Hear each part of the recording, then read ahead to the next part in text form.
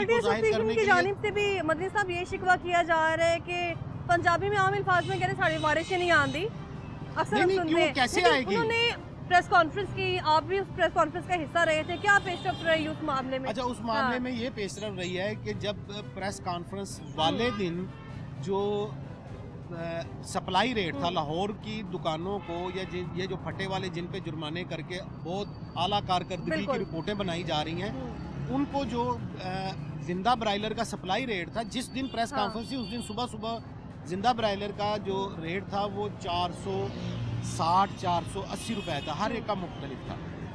जब press conference हुई अगले दिन वो कीमत अल्लाह के फजलो करम से 500 से 520 रुपए हो चुकी हुई थी। यानी कि वो जो माफिया का मशरूम बता रहे हैं, जो सबसे ऊपर है, उसको कोई किसी किस्म की कोई जो है वो ना वो हुकूमती रेट को मानता है, ना वो सरकारी रेल इसको मानता है, किसी चीज़ को नहीं मानता, ना आज तक उसे कभी जुर्माना हुआ है, आज तक उसका कभी सीलिंग नहीं हुई, कभी किसी ने जाकर उसको उनकी जानिब से क्यों शिकवा किया जा रहा है? प्रेस कॉन्फ्रेंस की जा रही है कि उनकी जानिब से नहीं की जा रही, ये की गई थी ब्रायलर ट्रेडर से, जो दुकानदार हैं उनसे, और ब्रायलर फार्मर की जानिब से। फार्मर भी ये कहता है कि मैं 383 में इसलिए नहीं दे सकता कि जो मुझे जो रेट दिया गया उस रेट में जितने की मेरी फीड बनती है उस रेट में मुझे फीड दी जाए, जितने का मुझे चूज़ा बनता है उस रेट पे मुझे चूज़ा दिया जाए, जिस रेट की मेरी वैक्सीनेशन बनती है उस रेट पे मुझे वैक्सीनेशन दी जाए। अब ये जो चूज़ा, फीड और जो वैक्सीनेशन वाले हैं या जो वेट फार्मा वाले हैं, अगर तो ये उनके ऊपर चल रहे हैं, आप ओपन मार्केट रखें, सब कुछ ठीक हो जाएगा। बिल्कुल, ओपन मार्केट में कंपटीशन भी होता है।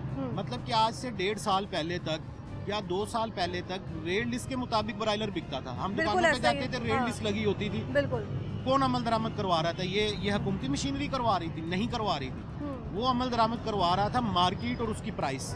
जब आप रेट लिस्ट को डिमांड एंड सप्लाई के मुताबिक बनाएंगे तो दुकानदार को ज़रूरत ही नहीं है कि मैं रेट लिस्ट लगाऊं या ना लगाऊं, उसको पता है कि पूरी मार्केट में ही कीमत इतनी है। अब मुझे बताएं कि आज 595 रुपए कीमत है, आप मार्केट से होके आ रही हैं, मिलेगी नहीं कहीं।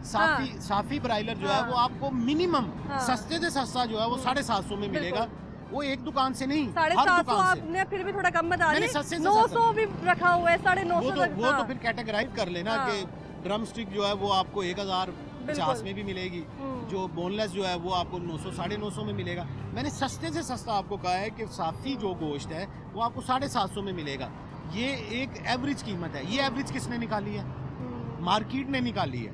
आप मार्केट को जबरदस्ती कैसे कैप कर सकते हैं?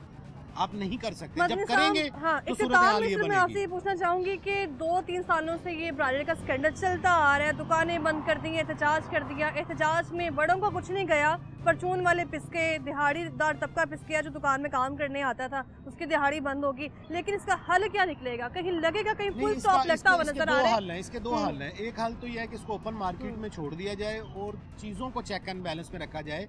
चेक एंड बैलेंस में किस तरह रखा जाए कि मसनूई किल्लत पैदा ना की जाए। मसनूई किल्लत पैदा की जाती है तो जब डिमांड ज़्यादा हो और कमोडिटी की सप्लाई कम हो तो ऑब्वियसली कीमतें ज़्यादा होंगी ना।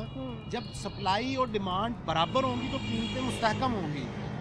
पहली बात यह है कि आपको डिमांड एंड सप्लाई के मैकेनिज्म को समझना पड़ेगा।